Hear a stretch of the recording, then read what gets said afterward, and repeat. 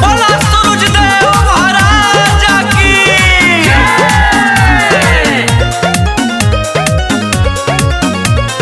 कल सुख सजाली हनी छठी घाटे जाके, गैया के घिउआ से दिया ना जरा के, पानी जल बीच ठाड़ नाही कारी आँख में चोली, पानी जल बीच ठाड़ नाही कारी आँख में चोली, दर्शन दीहिए सूरज देव कागा बोले लागल बोली, दर्शन दीहिए सूरज देव कागा बोले लागल बोली।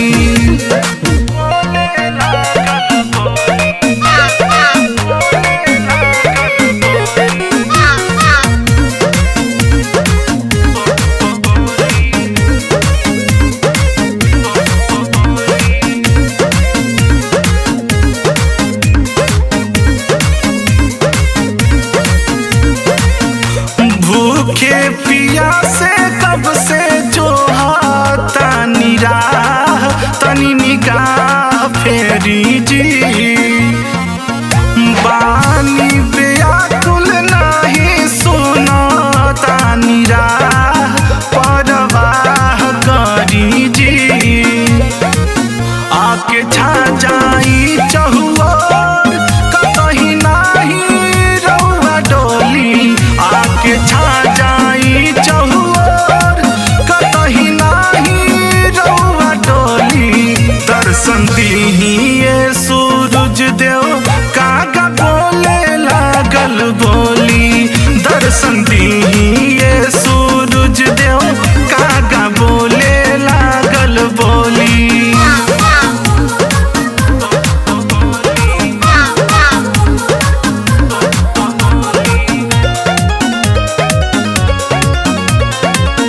ज्योति से जगमग करती धरती आकाश, इहे आस बाड़े जी,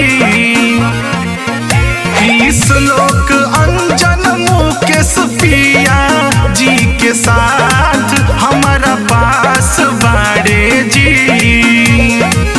मीटे जिंदगी से अंधेर हरदम हंसत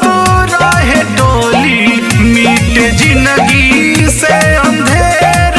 हरदम हंसत रहे टोली, दर्शन दीहिए सूरज देव कागा बोले लागल बोली, दर्शन दीहिए सूरज देव